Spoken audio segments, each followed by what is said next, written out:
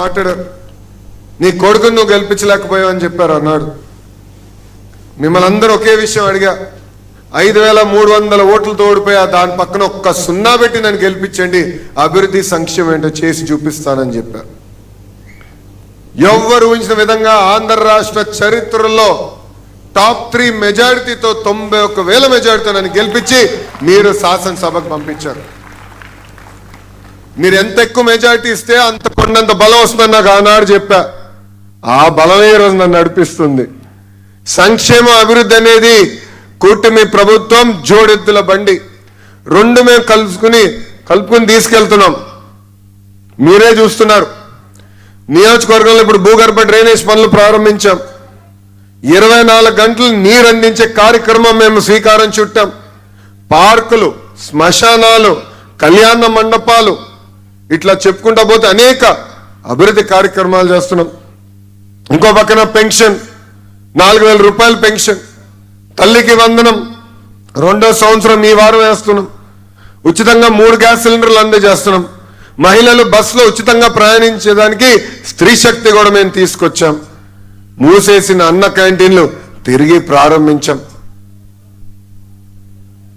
కానీ ప్రజలందరూ విషయం గుర్తుపెట్టుకోవాలమ్మా,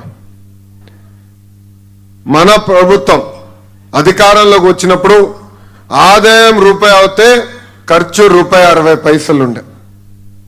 పెన్షన్లు, అధికారుల జీతాలు, ఇంకో పక్కన అభివృద్ధి కార్యక్రమాలు.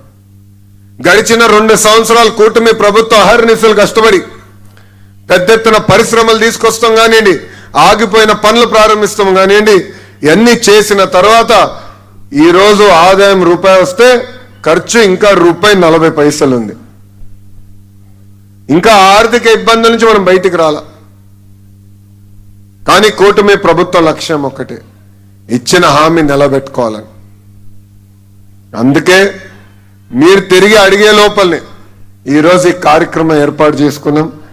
అంతేకాదు, ఆనాడు మీ గడపకు వచ్చినప్పుడు గౌరవంగా బట్టలు పెట్టి పట్టాలు ఇస్తానని చెప్పాను.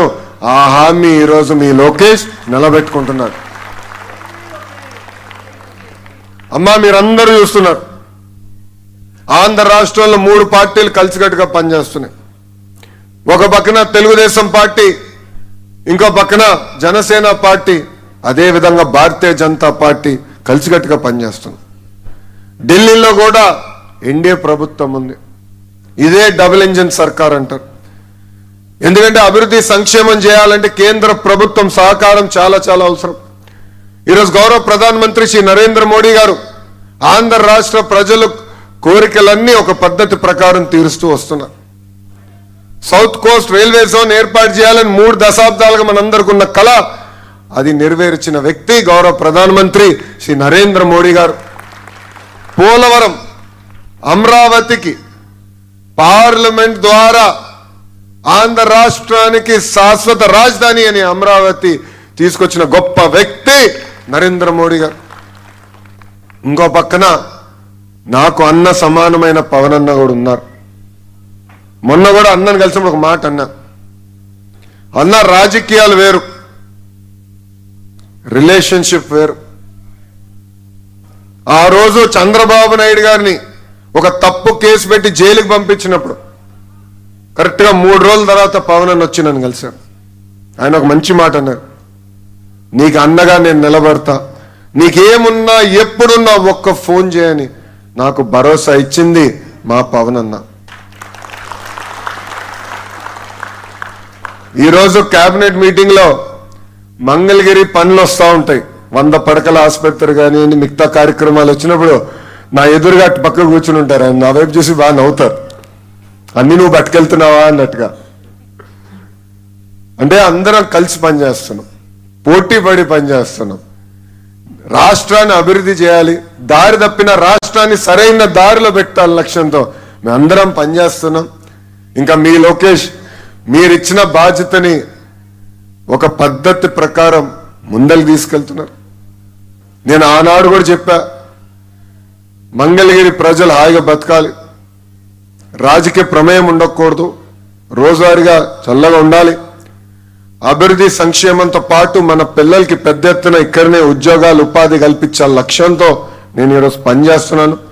సంక్షేమ అభివృద్ధి రెండు కలిసికట్టుగా నేను తీసుకెళ్తానని మీ అందరు తెలియజేసుకుంటూ, నాకు ఇంత అద్భుతమైన అవకాశం ఇచ్చిన మీ అందరికీ ప్రత్యేకంగా 3 దశాబ్దాలుగా ఏ పని అయితే మీరు ఆశిస్తున్నారో ఈరోజు నేను అది చేయగలుగుతున్నానంటే ఢిల్లీలో ప్రధానమంత్రి నరేంద్ర మోడీ గారికి, అదేవిధంగా రాష్ట్రంలో ఒక పక్కన గౌరవ ముఖ్యమంత్రి చంద్రబాబు నాయుడు గారికి, ఇంకో పక్కన గౌరవ ఉప ముఖ్యమంత్రి పవన్ అన్నకి, వీళ్ళ ముగ్గురికి నా హృదయపూర్వక ధన్యవాదాలు తెలియజేసుకుంటూ, నాడు నేడు ఎప్పుడు మీకు నేను అండగా ఉంటా.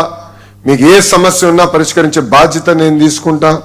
నా లక్ష్యం ఒకటే, అన్ని రంగాల్లో మంగళగిరి నంబర్ 1 నిలబడాలి. కేవలం ఆంధ్ర రాష్ట్రం కాదు, భారతదేశంలోనే ఒక ఆదర్శ నియోజకవర్గం ఏదంటే దాని కేర్ ఆఫ్ అడ్రస్ చిరునామా మంగళగిరి చేయాలనేదే మీ లోకేష్ లక్ష్యమని ఈ సభాముఖంగా తెలియజేసుకుంటూ, తల్లి ఇక్కడ ఉన్న వాళ్ళందరూ ఒక్క విషయం ఆలోచించమంటున్నా. 3 పార్టీల నాయకులు మీ ఇంటికి వచ్చారు. ఎందుకంటే అధికారులు వచ్చి కొలతలు తీసుకున్నప్పుడు కంపల్సరీ రాజకీయ నాయకులు కూడా ఉండాలని చెప్పా. ఎందుకంటే అపోహాలు వస్తాయి, ప్రజలు కంగారు పడతారు, అందరు కలిసికట్టుగా వెళ్ళండి అని చెప్పా. కనీసం ఒక కప్పు కాఫీ కానీ టీ కానీ మా నాయకులు మీ దగ్గర తీసుకోలేదు. ఒక గ్లాసు నీరు కూడా తీసుకోలేదు. అంటే ఒక పారదర్శకంగా అవినీతి రహితంగా ఈరోజు మేము ఇక్కడ పనిచేస్తున్నాం. దయచేసి ఇక్కడ ఉన్న ప్రజలందరూ గుర్తుపెట్టుకోవాలని సభాముఖంగా కోరుకుంటూ, నాకు ఇంత అద్భుతమైన అవకాశం ఇచ్చిన మీ అందరికీ పేరు పేరున నా హృదయపూర్వక ధన్యవాదాలు తెలుపుకుంటూ మీ అందరి దగ్గర నుంచి